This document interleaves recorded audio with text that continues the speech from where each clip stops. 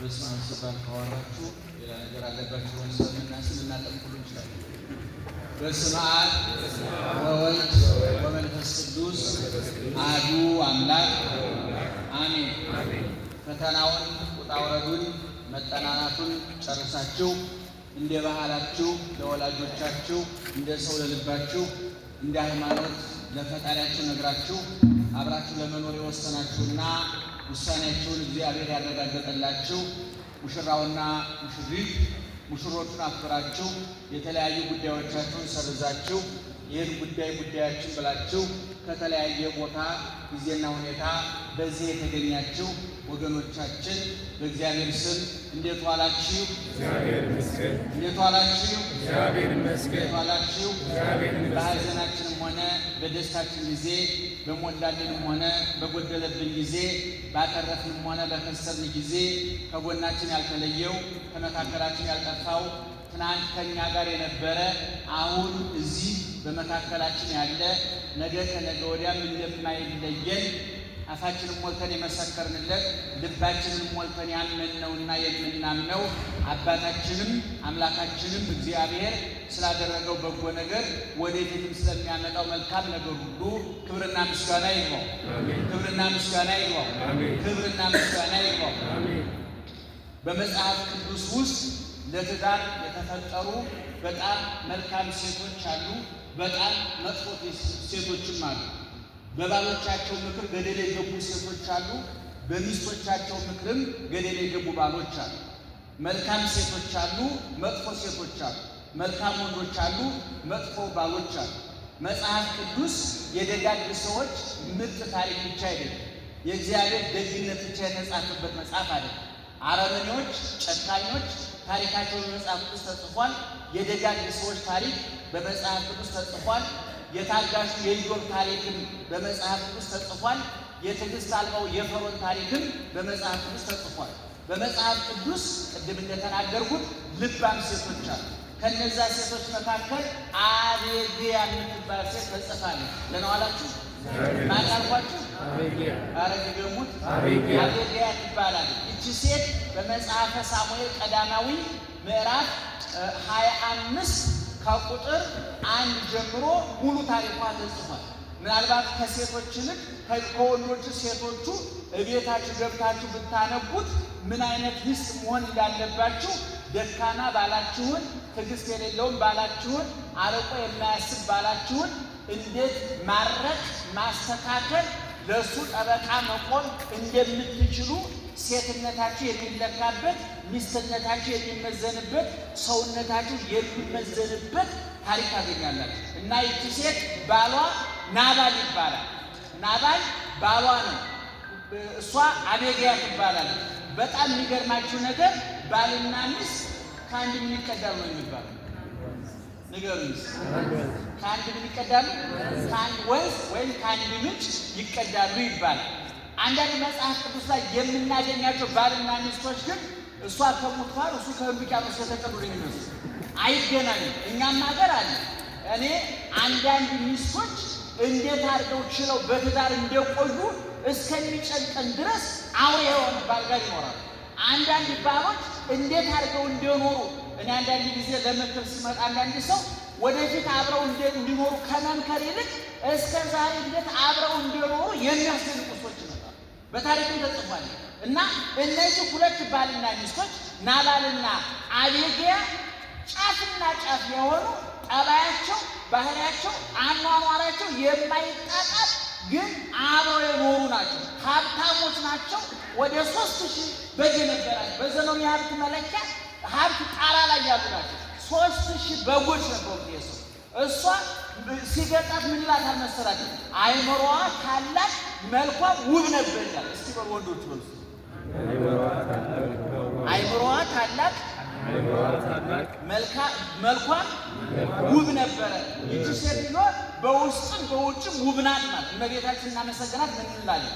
በሐሳብሽ ድንግል ነሽ፣ በሥጋሽም ድንግል ነሽ፣ የውጭም የውስጥም መልክ። ምክንያቱም የሰው ልጅ ሁለት መልክ አለ። መልክዓ ሥጋ አለ፣ መልክዓ ነፍስ አለ።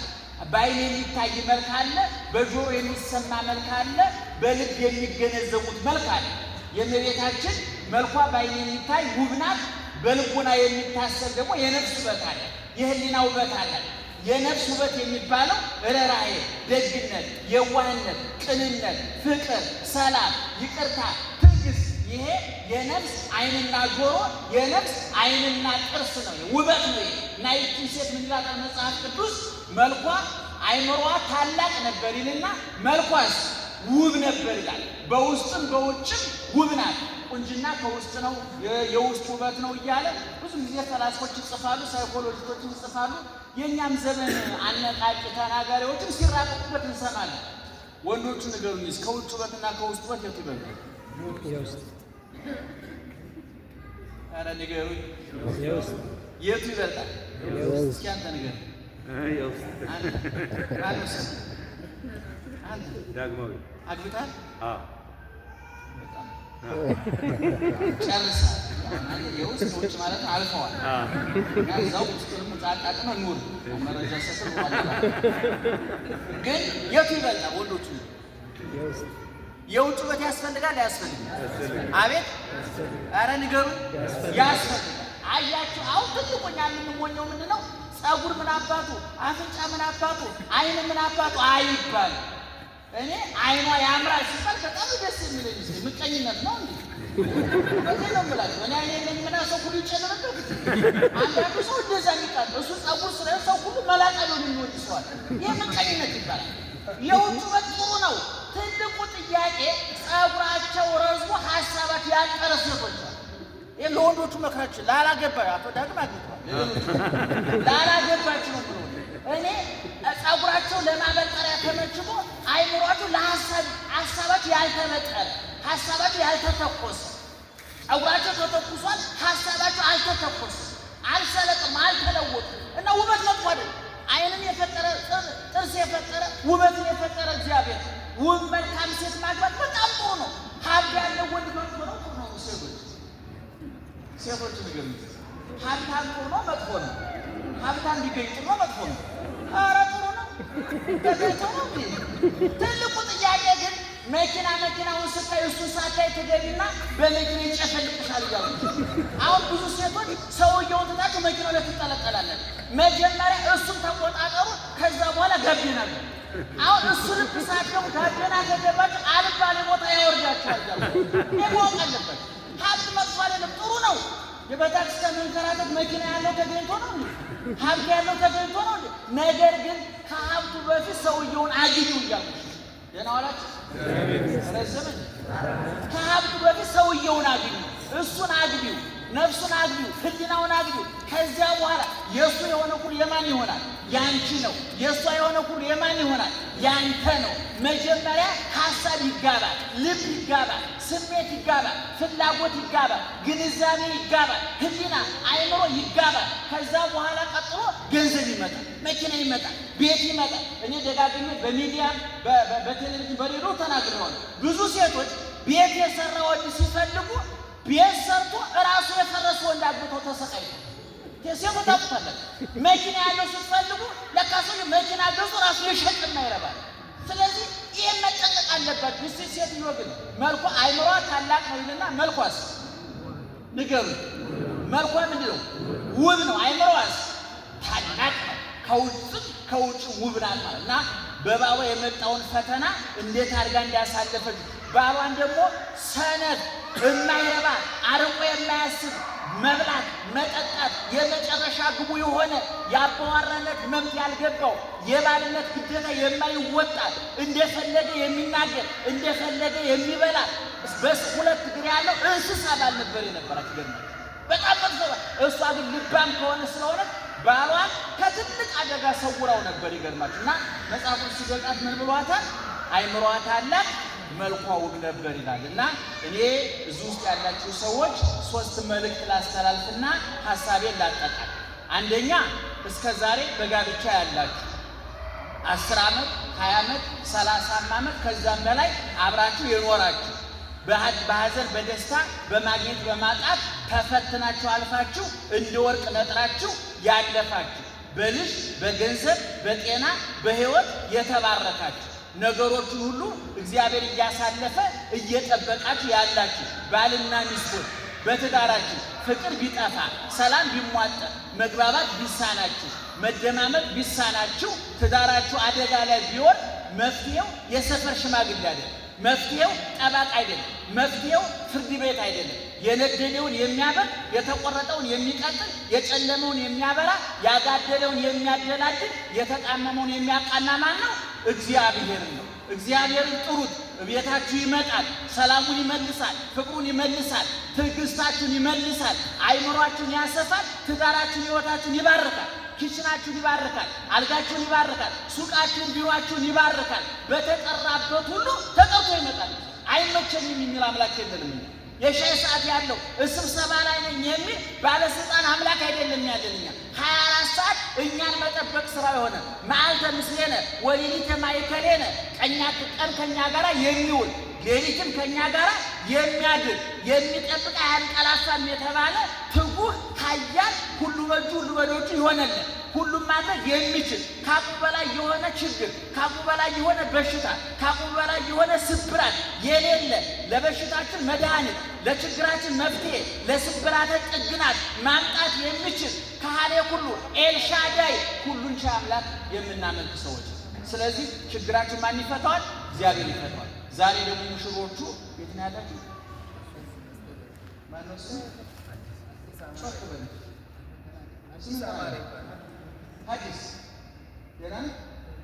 አፈር እሺ፣ አንቺ ማለት ህይወት አዲስ ህይወት ሲገናኝ አዲስ ህይወት እሷ እኔ በነገራችን ላይ እሷንም እሱም አላውቃቸውም። የጠቅላላ እውቀት ቡድን እነሱ ከተዋወቁ በቂ ነው፣ አያገባኝም። ግን በቀደም ዕለት እቤት ድረስ መጥቶ ለምኖኝ ነው ሌላ ፕሮግራም ሰርዤ የመጣሁትና እንደው ድንግል ማርያምን እወዳታለሁ ሲል ነው ተንበርክኬ የመጣሁት። እነሱ ድል ተነስቼ የመጣሁትና እንግዲህ ቃና ዘገሊላ ሰርግ ቤት ድንግል ማርያም ተገኝታለች። ውሃው ወይን እንዲሆን ምክንያቱን አለች። ቤታችሁ ትግባ፣ ሕይወታችሁ ይባረክ፣ እግዚአብሔር ከእናንተ ጋር ይሁን። ስለዚህ አዲስ ሕይወትን ስማ፣ አዳምጣ። ኪስህን ብቻ ሳይሆን ነፍስህን፣ ቦርሳህን ብቻ ሳይሆን ልብህን ክፈትና ገንዘብ ብቻ ሳይሆን ግንዛቤን ስጣት። አንቺም እንዲሁ ልብሽን ክፈች፣ አካልሽን አሳልፈሽ ስጭ። ተሳሰቡ፣ ተግባቡ፣ ተደማመጡ። እናንተ ከተግባባችሁ ሶስተኛ ነዋሪ እግዚአብሔር ይሆናል። አይተነዋል።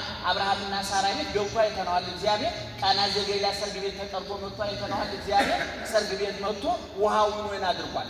ዛሬ የብዙዎቻችን ትዳር ውሃ ብሏል፣ ተበላሽቷል፣ አልጫ ሆኗል። ሊፈርስ እያጋደለ ነውና ያጋደለውን አደላሎ የጨለመውን አብርቶ የደፈረሰውን አጥርቶ ሰላማዊውን እንዲኖሩ እግዚአብሔር ይርዳችሁ። እግዚአብሔር ትዳርን ይባርክ። ሯጭ እንደሆንክ ሰምቻለሁኝ። እንግዲህ ካሁን በኋላ ሩጫው ይቀጥል አይቀጥል? ይቀጥል። ያንተ ምርጫ ነው አላውቅም። ግን ልብ ግን እንዳይሮጥ፣ እግርህ ይሩጥ፣ ገንዘብ ያምጣ። ልብ ግን ሩጫው ጨርሷል። የሚፈልገውን አግኝቷል። የሚያለህን አግኝቷል። ሪከርድ ሰብረሃል። ሕይወትን አግኝተሃል፣ ጨርሰሃል ማለት ነው። በእኛ በኩል ጨርሰሃል። በሶስተኛ ደረጃ ወደፊት ለመጋባት እያሰባችሁ የገንዘብ እጥረት፣ የተለያዩ ጥናቶች ላይ የምትሉ ሰዎች አንድ ምክር የምመክራችሁ፣ አንደኛ መጠናናቱ ይበቃችኋል። ሁለተኛ ገንዘብ ትዳር አይሆንም። ያለ ገንዘብ መኖር ባይቻልም ገንዘብ ብቻ ግን አያኖርም እና እኔ ድግስ ደግሳችሁ ገንዘባችሁ ከምታባክኑ እንደው ወቁ ሊብላችሁ ትንሽ ወረቀት በትናችሁ ተጋቡና እያለቻችሁ እየበላችሁ ኑሩ። ምክንያቱም የኛ ማህበረሰብ እሑድ በድሞት ሲንከራተት እየዋለ ሰኞ ሙዝ በዳቦ ሲተናነቅ ይሆናል። የእውቀት እጥረት ነው፣ የትምህርት እጥረት ነው፣ የግንዛቤ እጥረት ነው እና ትዳራችሁን ይባርክ። እግዚአብሔር ከእናንተ ጋር ይሁን። በሰርግ ሰዓት ይህን ያህል መናገር አይገባም ነበረ። በደንብ ስለሰማችሁን የተናገርኩት። እግዚአብሔር ከእናንተ ጋር ይሁን። የሙሽራውን ዘር የአብርሃም የሙሽሪትን ማኅፀን የሳራ አድርጎ ይስሐቅን ይፍጠርልን።